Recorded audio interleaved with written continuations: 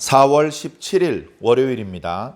사무엘 하 4장 1절부터 끝절 12절까지 말씀을 읽고 은혜 나누도록 하겠습니다.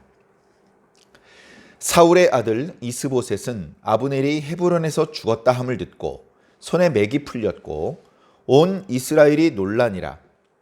사울의 아들 이스보셋에게 군 지휘관 두 사람이 있으니 한 사람의 이름은 바하나요 한 사람의 이름은 레갑이라. 베냐민 족속 브에롯 사람 림몬의 아들들이었더라. 브에롯도 베냐민 지파에 속하였으니 일찍이 브에롯 사람들이 깃다임으로 도망하여 오늘까지 거기에 우거함이더라. 사울의 아들 요나단에게 다리 저는 아들 하나가 있었으니 이름은 무비보셋이라. 전에 사울과 요나단이 죽은 소식이 이스라엘에서 올 때에 그의 나이가 5살이었는데 그 유모가 안고 도망할 때 급히 도망하다가 아이가 떨어져 절게 되었더라. 브에롯 사람 림몬의 아들 레갑과 바하나가 길을 떠나 볕이 쬐을 때쯤에 이스보셋의 집에 이르니 마침 그가 침상에서 낮잠을 자는지라. 레갑과 그의 형제 바하나가 밀을 가지러 온 채 하고 집 가운데로 들어가서 그의 배를 찌르고 도망하였더라. 그들이 집에 들어가니 이스보셋이 침실에 침상 위에 누워 있는지라. 그를 쳐 죽이고 목을 베어 그의 머리를 가지고 밤새도록 아라바 길로 가 헤브론에 이르러 다윗 왕에게 이스보셋의 머리를 들이며 아뢰되 왕의 생명을 해하려 하던 원수 사울의 아들 이스보셋의 머리가 여기 있나이다. 여호와께서 오늘 우리 주 되신 왕의 원수를 사울과 그의 자손에게 갚으셨나이다 하니 다윗이 브에롯 사람 림몬의 아들 레갑과 그의 형제 바하나에게 대답하여 그들에게 이르되 내 생명을 여러 환난 가운데서 건지신 여호와께서 살아계심을 두고 맹세하노니 전에 사람이 내게 알리기를 보라 사울이 죽었다 하며 그가 좋은 소식을 전하는 줄로 생각하였어도 내가 그를 잡아 시글락에서 죽여서 그것을 그 소식을 전한 갚음으로 삼았거든 하물며 악인이 의인을 그의 집 침상에서 죽인 것이겠느냐.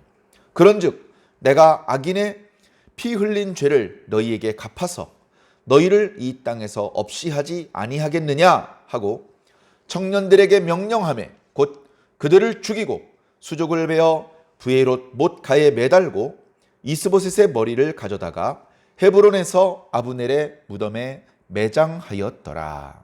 아멘. 예, 어제 말씀에 이어지는 그런 내용입니다. 아름답지 못한 모습이라서 말씀을 읽으면서 마음이 좀 무거웠습니다. 결국은 물론 다윗이 왕이 되어야 됩니다. 그저 유다 족속의 왕이 된 것이 아니라 이스라엘 12지파 전체의 왕이 되어야 합니다. 그것이 하나님의 뜻입니다. 다윗은 하나님의 뜻이 무엇인지 정확히 알고 있었습니다. 자신이 이스라엘의 왕이 되는 것입니다.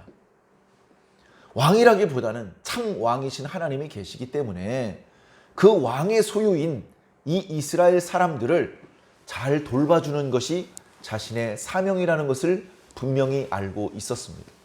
하나님의 주권을 무시하거나 외면하지 않고 평생 하나님께 기도하면서 그 사명을 감당해 왔습니다. 백성들을 진심으로 사랑했고 그들의 필요를 채워 주었습니다. 그들이 편안히 살 수 있도록 해 주었습니다. 어려움이 있을 때 도와주었고 외적이 쳐들어오면 무찔렀습니다. 하나님께서 원하시던 왕의 모습이었습니다. 이제 그런 그림으로 가야 되죠. 빨리 그런 그림으로 넘어가야 되는데 지금 어떻게 보면 과도기입니다. 우리가 아는 것처럼 30살쯤 되었을 때에 사울 왕이 죽었습니다. 그래서 헤브론으로 와서 그래서 이제 거기서 이제 유다 족속의 왕이 되었죠. 유다 족속의 왕이 되었습니다. 7년 6개월입니다. 지금 그 7년 6개월 기간이 거의 끝나갑니다. 굳이 인간적인 관점에서 말씀을 드리자면 다윗이 사울이 죽은 이후에 이스라엘 전체의 왕이 되지 못한 까닭은 아브넬이 있었기 때문이고 이스보셋이 있었기 때문입니다. 아브넬이 재빨리 군대를 편성을 했고 군권을 장악을 하고 그리고 사울의 아들 이스보셋을 찾아내서 그를 허수아비지만 왕으로 세웠기 때문에 자연스럽게 다윗이 온 이스라엘의 왕이 되는 것은 어려웠습니다. 형식적으로나마 유다 지파를 제외한 나머지 지파들인 이제 이스보셋을 추종하는 그런 그림이 될 수밖에 없었습니다. 물론 제 아무리 아브넬이 재빨리 이스보셋을 왕으로 세웠다 하더라도 유다 지파까지 이스보셋을 왕으로 인정해 줄 생각은 없었습니다. 그러니까 짧은 기간이었지만 이스라엘이 남북으로 분열된 상황이 되고 만 것이죠. 심지어 내전도 있었습니다. 수백 명의 젊은이들이 죽기까지 했습니다. 안타까운 상황이죠. 다윗이 원하던 것이 아닙니다. 다윗은 그렇게 이스라엘 사람들끼리 싸워서 서로 죽이는 것을 원하지 않았습니다. 왜냐하면 그것은 하나님께서 원하지 않는 것이기 때문에 그렇습니다. 그러나 자신의 이익, 자신의 그 유익만을 생각했던 아브넬은 내전도 불사하고 다윗의 군대와 싸움을 청하기도 했었고 그리고 지금 이스보셋과 결별한 이후에 또 다윗과 손을 잡는 뻔뻔한 모습마저 보이고 있었습니다. 자, 그러나 기브온 전투에서 다윗의 군대 장관 요압의 동생 아사헬을 죽였던 까닭으로, 그것도 죽이려고 죽인 것은 아니고 더 이상 추격하지 말라고 타일렀는데도 불구하고 좌로 우로 가지 않고 계속해서 아브넬을 추격해 왔기 때문에 어쩔 수 없이 죽임을 당하지 않기 위해서 그를 이제 죽일 수밖에 없는 상황이었죠. 그런 일이 있었는데 그것 때문에 이제 요압이 자기 친동생을 죽인 원수이기 때문에 그 원수를 갚고 싶은 마음이 있어서 어찌 보면 아브넬과 다윗이 손을 맞잡음으로 해서 큰 희생을 치르지 않고 이스라엘 사람들끼리 피를 보지 않고 다윗이 바라던 대로 모든 이스라엘의 왕이 될 수 있었습니다. 그런 이제 그림이 그려지고 있었는데 그것을 이제 요압이 나서서 깨트린 것이죠. 다윗과 아브넬의 그 언약을 깨트렸고 다윗의 통일 왕국을 늦추게 되었습니다. 자, 그러나 결과적으로 마지막 남아있던 걸림돌, 다윗이 온 이스라엘의 왕이 되는데 걸림돌 하나였던 아브넬은 어쨌든 그렇게 죽었고 이제 마지막으로 남았던 이스보셋이 오늘 말씀에 또 죽게 됩니다. 그래서 이어지는 5장 말씀을 보면 더 이상 다윗이 온 이스라엘의 왕이 되는 것을 막을 만한 걸림돌이 없었기 때문에 자연스럽게 다윗이 온 이스라엘의 왕이 되는 모습이 나타납니다. 자, 그 바로 직전 이스보셋의 죽는 장면이 오늘 나타나는데요. 어떻게 보면 너무나 허망하고 어이없습니다. 참 안타깝습니다. 이스보셋은 악한 행동을 한 적이 없어요. 사람이 어떻게 죄가 없이 완벽한 의인이 있겠느냐? 물론 그렇죠. 그러나 성경에 이스보셋이 눈에 띄는 악한 행동을 한 기록이 없단 말이죠. 그의 존재가 처음부터 잘 드러나지 않았던 것은 아무래도 첩의 자식이었기 때문에 그랬던 것 같고 그러나 어쨌든 아버지는 사울이니까 지금 왕이 되어 있는데 왕이 된 이후에 크게 실수하고 크게 뭐 잘못한 게 없어요. 대부분의 국정은 아브넬이 다 수행을 했습니다. 아브넬이 마음대로 일 처리를 했습니다. 그런 이제 상황이었어요. 그저 이스보셋은 바지사장, 허수아비 왕으로 그냥 앉아 있었을 뿐입니다. 아브넬과 결별을 할 때에 아브넬이여 어찌하여 부친의 첩과 통간하였느냐 책망을 했는데 그거 뭐 잘못한 게 아니잖아요. 마땅히 해야 될 말을 한 것입니다. 그래 아무 잘못이 없는 이스보셋이었지만 지금 어이없게 자기 편 군 지휘관의 손에 죽임을 당하게 됩니다. 이 말씀을 자세히 보면요. 조금 불필요할 정도로 지금 이스보셋을 죽인 사람에 대해서 설명이 나와 있어요. 그 사람들의 이름이 소개되어 있고 그 사람들이 출신이 어떤 사람들인지 그런 것들이 이제 설명이 되고 있습니다. 그들은요. 부에롯 사람이다 이렇게 설명되고 있어요. 이제 우리가 무슨 전문 성경학자도 아니고 잘 모르죠. 부의 사람이 누군지. 당연히 이스라엘 사람 아니야? 지금 이스보셋은 북이스라엘 10지파의 지지를 받아서 지금 왕이 되어 있는데 그런 생각을 하기 쉬운데 사실은 어떻습니까?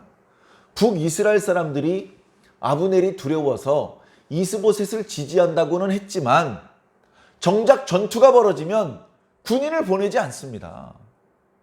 지난번 기브온 전투에서도요. 그 10지파의 연합 군대라고 말할 수는 없습니다. 대부분 베냐민 사람들이에요. 베냐민 사람들하고 유다 사람들하고 싸웠던 겁니다. 그러다 보니까 어떻습니까? 군 지휘관이 뭐 예를 들면 에브라임 지파에서도 나오고 무슨 뭐 납달리 지파에서도 나오고 그렇게 여러 지파의 유능한 사람들이 이스보셋 밑에서 군 지휘관도 하고 신하도 하고 그런 거인 줄 알았더니 그게 아니에요. 사실상 베냐민 지파를 제외한 나머지 9지파는 무관심입니다. 조금 요즘 젊은 사람들 쓰는 표현을 빌리자면 이기는 편 우리 편입니다. 우리는 너희들 때문에 피를 흘리고 싶지 않아. 희생되고 싶지 않아. 야, 아무나 좀 누가 빨리 이겼으면 좋겠다. 이기는 편 우리 편이야. 이제 이런 생각을 가지고 있습니다. 그래 이제 일은 해야 되고 일을 하려고 나서지는 않고 그러다 보니까 부에롯 사람에게 군 지휘관을 맡기는 겁니다. 부에롯 사람은 엄밀히 말해서 이스라엘 사람이 아니에요. 우리가 이제 뭐 다 기억을 못 하시겠습니다만 자, 이스라엘 백성들이 처음에 가나안을 정복해 나갈 때 우리가 잘 아는 것처럼 제일 처음에 여리고성을 무너뜨렸습니다. 그리고 그 옆에 있는 아이성을 무너뜨렸습니다. 한번 실패했었지만 곧바로 아이성을 점령했죠. 그래 여리고성과 아이성을 이스라엘 사람들이 점령했다는 소문이 그 주변에 다 퍼졌습니다. 그런데 그 중에서 기브온 사람들이 야, 싸워서는 이길 수가 없으니 항복하자. 근데 쟤네들은 항복도 안 받아준대더라. 항복을 해봤다 다 죽인대더라. 그러면 어떻게 하면 좋냐? 멀리 있는 나라에서 온 것처럼 꾸미자. 그래서 멀리 있는 나라에서 온 것처럼 이제 막 행색을 초췌하게 남루하게 이렇게 꾸며가지고 그 여호수아가 있는 길갈로 갔던 것이죠. 너희들 어느 곳에서 온 놈들이길래 여기까지 왔느냐? 죽어라! 아닙니다요, 아닙니다요. 저희는 여기 가나안에 사는 사람들이 아닙니다요. 저희는 저 먼 원방에서 왔습니다요. 소문을 듣고 왔습니다요. 이스라엘 백성들의 소문이 저희 동네까지 들립니다요. 애굽에서 있었던 일로부터 시작해서 요단강 동쪽에서 있었던 일을 저희가 다 알고 있습니다. 저희는 여러분들과 싸우기를 원하지 않습니다. 화친하고 싶습니다. 화친하고 싶습니다. 저희와 언약을 맺어 주십시오. 저희와. 야, 너 이 동네 사람인 것 같은데 우리가 어떻게 너희와 언약을 맺을 수 있느냐? 안 된다. 아닙니다. 무슨 말씀이십니까? 저희의 행색을 보십시오. 저희 가방을 열어보십시오. 저희 원방에서 와서 오랜 기간 걸어오느라고 지금 이렇게 행색이 남루해진 것입니다. 그러니까 저희랑 언약을 맺으십시다. 하나님께 기도해보지도 않고 그들과 언약을 맺었잖아요. 그래가지고서 그 사람들이 돌아가고 이제 이스라엘 사람들이 원정길을 떠났습니다. 3일 길을 가니까 기브온 성이 나옵니다. 그래, 이번엔 저 성을 공격하자. 그러고 있는데 그 성에 있는 사람이 싸울 생각을 하지 않고 성문을 열고 다 나옵니다. 그 성읍에 어른들이 다 나와가지고 이스라엘 사람들 앞에 굴복을 하는 거예요. 근데 자세히 보니까 지난번에 정탐꾼으로 왔던 두 사람이 있는 겁니다. 야, 니네 원방에서 왔다 그랬잖아. 니네 멀리서 온 줄 알고 우리가 언약을 맺었는데 야, 바로 코앞에 살고 있었냐? 너희들이 우리를 속였느냐? 죄송합니다. 이 방법밖에는 저희들의 목숨을 부지할 수 있는 방법이 없다는 것을 알기 때문에 어쩔 수 없이 당신들을 속였습니다. 그러나 하나님의 이름으로 언약을 맺었으니 부디 우리를 쳐 죽이지 마시고 살려주십시오. 우리를 노예로 부리셔도 좋고 우리를 물깃는 사람으로 장작 패는 사람으로 부리셔도 좋으니까 저희를 죽이지 마십시오.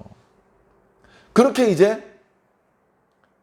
여호수아가 살려준 사람들이 기브온하고 몇몇 성읍들이 있어요.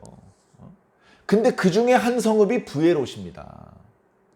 그때 기브온 사람과 함께 이스라엘 군대에 의해서 멸절당하지 않고 고스란히 살아남았던 사람들이 몇몇 있던데 그 중에 한 부류가 브에롯 사람들이었습니다.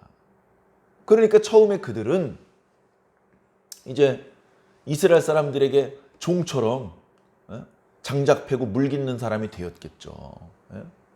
근데 그렇게 일 시키니까 편하고 좋다고 할 일이 아닙니다. 그 사람들이 끝끝내 살아남아서 자신들이 가지고 있는 우상 숭배 문화를 음란한 그 가증한 문화를 이스라엘 백성들한테 전파시키는 거예요. 그리고 서로 섞여 사는 겁니다. 피가 섞이고 어떤 이스라엘 민족의 어떤 정체성이 조금씩 흐려지는 겁니다. 그들이 진심으로 무릎을 꿇고 오직 하나님만을 섬기기로 했다면 참 좋은 일이지만 꼭 그렇지만은 않은 것 같아요. 이 브에롯 사람들이 지금 베냐민 집하고 섞여서 살고 있습니다.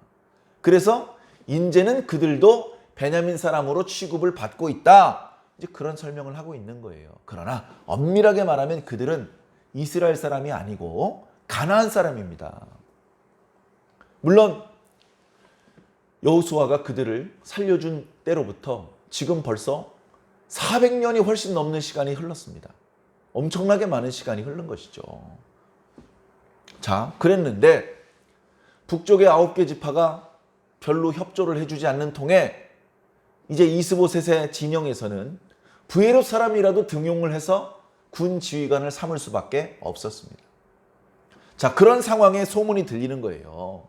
아브넬이 헤브론에 갔다가 죽임을 당했다더라. 아브넬이 아무리 망나니 같은 그리고 인격적으로 훌륭하지 못한 사람이라 하더라도 이스보셋의 입장에서는 그 아브넬의 그늘이 필요했던 것입니다.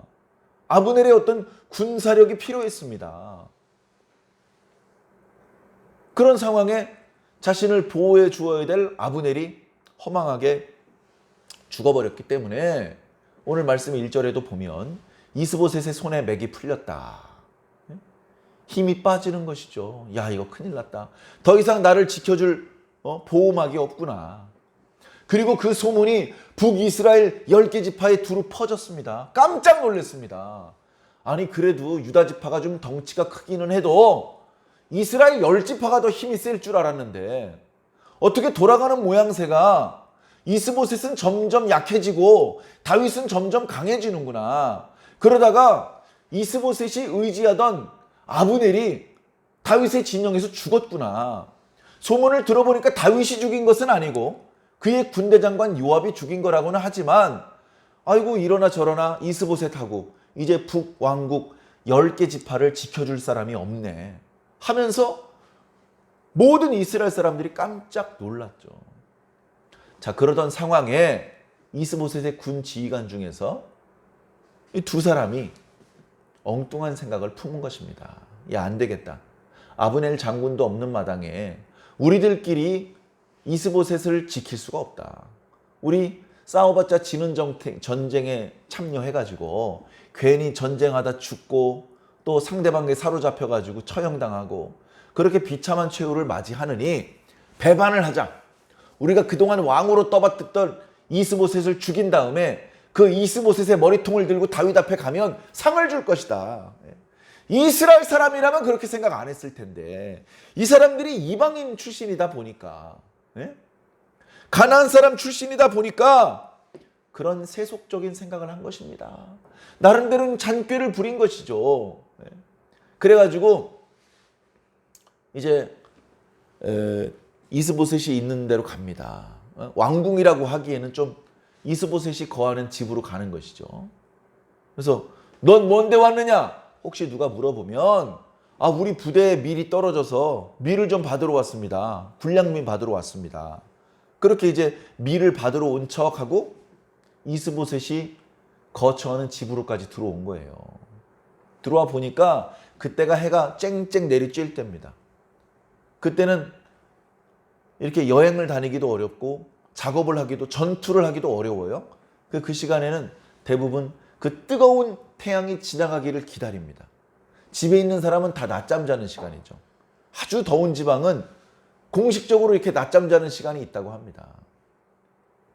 자, 낮잠을 자고 있는 걸 확인합니다. 저항을 못하죠. 보는 사람도 없죠. 막아줄 수 있는 아브넬도 없죠. 어떡합니까? 원래 계획했던 대로 들어가서 배를 찔러 죽입니다. 그리고 목을 잘라가지고 그 머리통을 들고 급하게 도망칩니다. 혹시나 또 잡힐까 봐. 그리고서 부지런히 달려가가지고 헤브론에 있는 다윗에게 찾아갑니다. 왜? 거기 가면 상 줄 거라고 생각을 하고 가는 거예요. 이방인들 생각하는 수준이요. 딱 그 수준입니다. 왜? 예전에 사울왕이 죽었을 때도 그랬잖아요. 사울왕이 죽었을 때도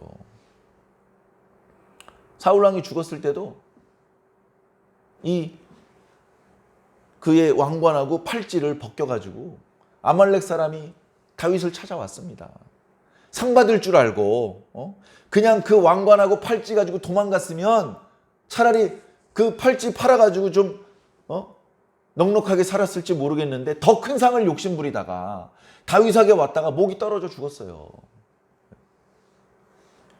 하나님께서 기뻐하시는 방법이 아닙니다. 자, 그래가지고 과거에도 아말렉 사람이 그렇게 죽임을 당한 적이 있었는데 지금 또 마찬가지예요. 이번엔 부에롯 사람이죠. 가나안 사람이죠. 가나안 사람이 이번에는 거짓말을 한 것도 아니고 자기가 직접 아무 잘못이 없는 이스보셋을 죽입니다. 그리고 머리통을 들고서 다윗에게 가져가서 머리통을 집어 던지면서 왕이시여 감축드립니다. 당신을 죽이려고 하던 원수를 이렇게 하나님께서 죽이셨습니다. 이런 얘기를 하는 거예요. 네?